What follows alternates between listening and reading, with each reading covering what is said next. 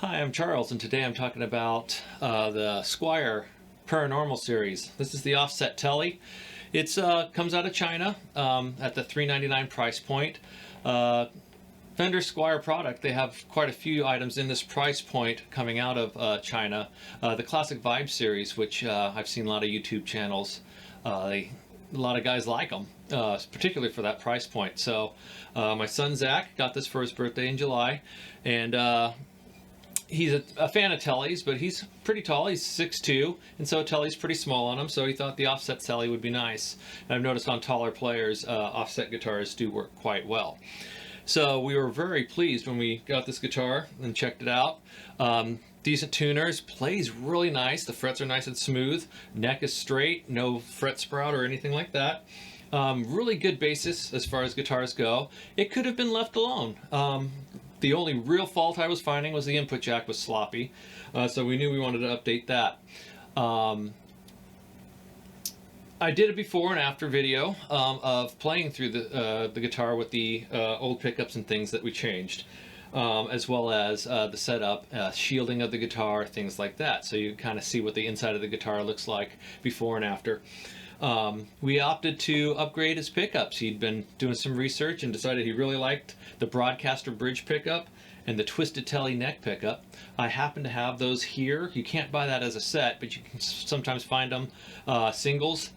Sometimes find them used where you can find good deals like that. Also, I happen to have a control plate for an American Standard Tele, which was a direct fit. Just a little bit of notching to fit that in there. As well as needing to shield the guitar. So anyway, everything fit right in. So we've got all that upgraded, as well as changing the saddles from steel to brass. These are also a compensated saddle, so it let the intonation get dialed in just a little bit further. As far as components, my research, you can buy a pre-built, really good quality Tele setup for about 60 bucks. Usually these American pickups usually run about 150 bucks a set, and the saddles, believe it or not, were only 15 bucks. This is a Wilkinson set. So for under $250, you can upgrade a Squier Chinese-made guitar into something pretty fantastic. I'm very pleased, and it puts it still at the price point just below buying the Mexican product. Anyway, I'm just going to roll some footage. Hope you enjoy. Thank you.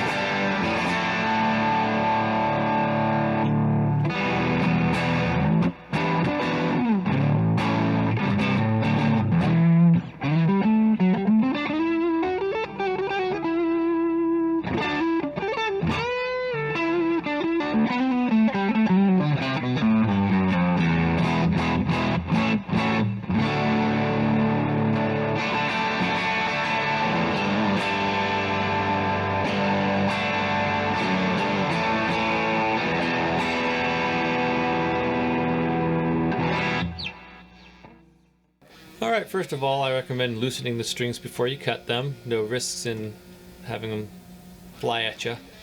Next, you're going to see that I'm comparing the controls to make sure that they match up and they'll fit. I did have to shave the inside of the control cavity just a little bit to accommodate the larger volume pots. Didn't have to modify the pick guard at all.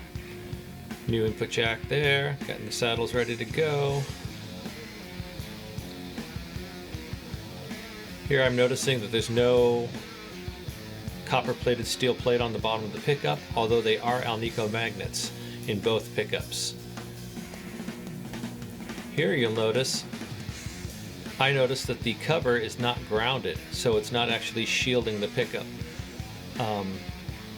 In higher volumes, you may have noticed a squeal. I wasn't noticing it because I wasn't able to play it that loud, but just grounding that can make a big difference. You can see the guitar is not shielded, so I will be putting shielding tape in there as well.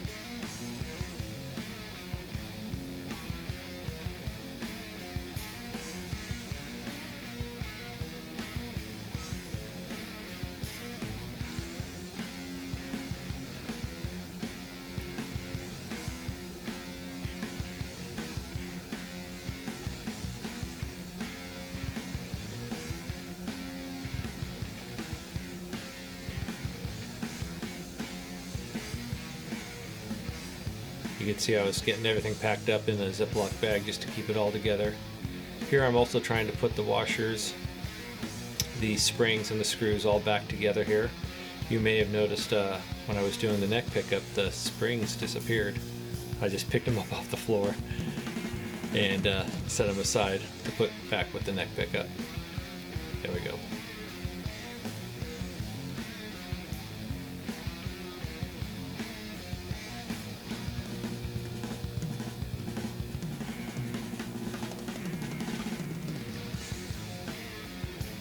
I actually had to go find the right screws to mount the pickup.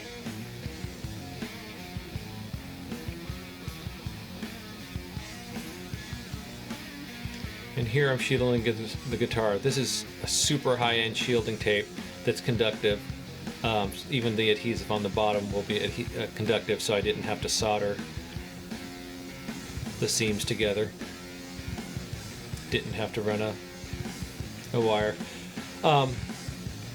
Because the neck pickup has the cover on it and it's grounded, it's shielding that neck pickup, so I didn't have to put shielding tape on the inside of the pick guard, so I didn't bother doing that. I went ahead and shielded the compartment for the middle pickup just in case Zach decides to put in a middle pickup at some point. To do this right, you're technically supposed to actually put shielding through every little hole and make sure every section of it is touching, so it's a complete ground. So I could have and should have probably run another ground wire to each of the areas and made sure that that was all grounded to the main control cavity. You'll also notice as I'm going, I ran out of shielding tape of one type, and so I wasn't able to do the control cavity completely, but at the end you'll notice I grabbed my other shielding tape that is not conductive on the bottom, so I actually got in there with a soldering iron and put a drop of solder across all the seams to make sure that it was all grounding together. Just cleaning up the shielding there a little bit. Actually, that copper against the surf green looks pretty cool.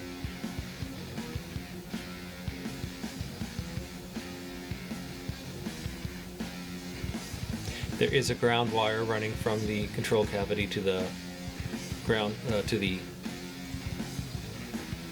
bridge plate, so I didn't have to worry about grounding right to the pickup itself. Sizing everything up. That's where I noticed I needed to do a little bit more work, so that's done off camera, so when I come back in it'll fit right up. You may well notice also that the controls are backwards from where you'll normally notice from a Tele. I discovered at one point that I really like the volume being forward, so I've actually rewired the control plate so the volume and tone are first, and then the pickup switch.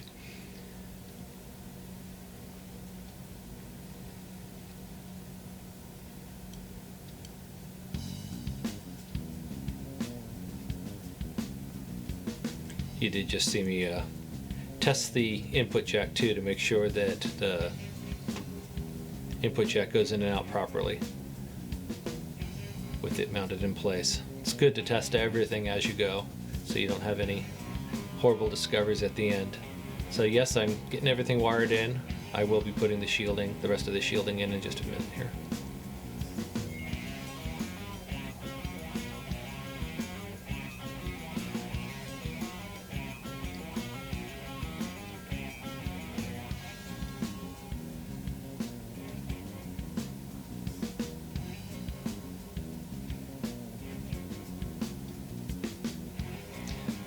You may notice this shielding tape has a black back on it. It's actually got a layer of insulating tape underneath it.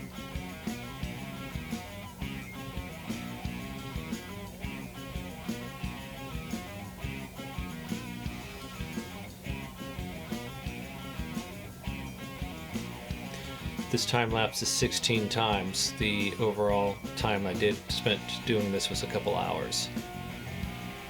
Got it down to 8 minutes here.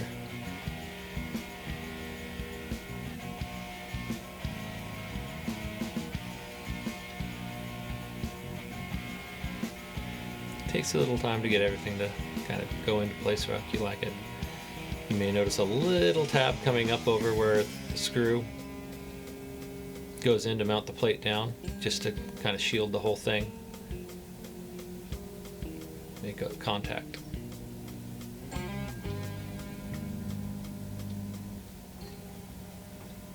And here we're testing the pickups. That song just happened to be playing in the background while I was doing my work, so I left it there.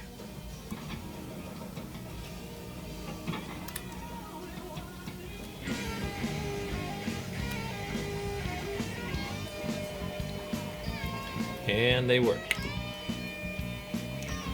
Stringing up the guitar, I like to put all the strings through first and then start to put them on the tuners. It just seems to save a few minutes time. This bridge is actually designed so it could be top mount or through the body mount. I verified with Zach that he wanted it through the body, which is another cool feature of these Squier bridges. I really am a fan of vintage tuners. If you can cut them the right length, you can get it tuned up pretty darn fast. And removing the strings is really fast too, because once you've loosened the strings cut, they just pull right out rather than having to unlock things. I tend to like this type of tuner a little better than using locking tuners for the most part. Checking the intonation, now we're getting the action. And as you can see, 3 or 4 wraps on most of the plain strings, around 2 wraps on the wrapped strings. Usually does the job. The wound string, excuse me. You can see the strings were rounded with the fingerboard. You can see how clean and shiny those frets are. I didn't have to do any fret work. See the intonation set there, rounded with the radius of the fingerboard. Looks pretty sharp.